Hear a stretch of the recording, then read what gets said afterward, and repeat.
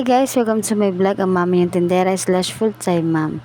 So birthday ngayon ng anak ko, kaya hindi niya alam na pupunta kami.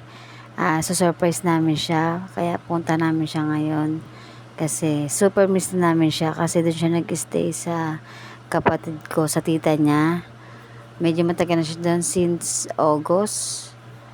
Kaya miss na namin siya. Minsan talaga nalilito ako sa mga lugar-lugar, kaya wala na pag mahabang nilalakad, tapos punta doon, daan dito, daan dyan.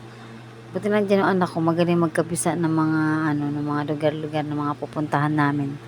Magaling siya magkabisado, kaya siya muna ang tour guide namin. Actually, hindi alam ng anak ko na pupunta kami, kasi surprise ko ngayon sa kanya, ngayong birthday niya. Kaya nagkita ko sa kanya.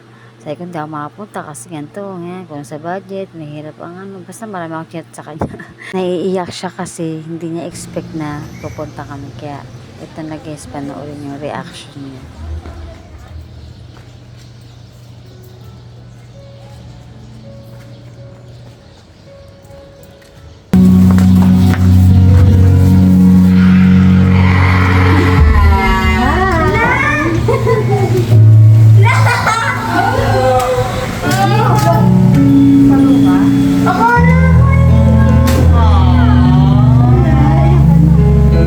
Naiyak daw siya sa message sa kanya, di niya daw ginagawa. Bakit?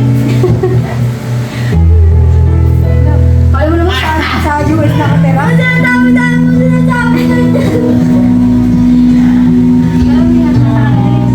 sa US nakatira?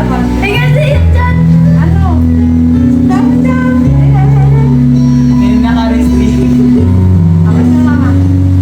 Happy birthday! I love you sa beretera kong anak. Alam ko matutupad mo lahat ng pangarap mo kasi masipag ka mag-aaral, matalino, matyaga. So ayun, sa sobrang miss mo na sa amin, napasama ka tuloy pauwi ng Cavite. At nabuod din nila ako, na-treat ko tuloy sila sa Jollibee. Pero okay lang yun, at least masaya sila. Dito ko na nga tatapusin ng vlog ko. Thanks for watching. God bless. Bye!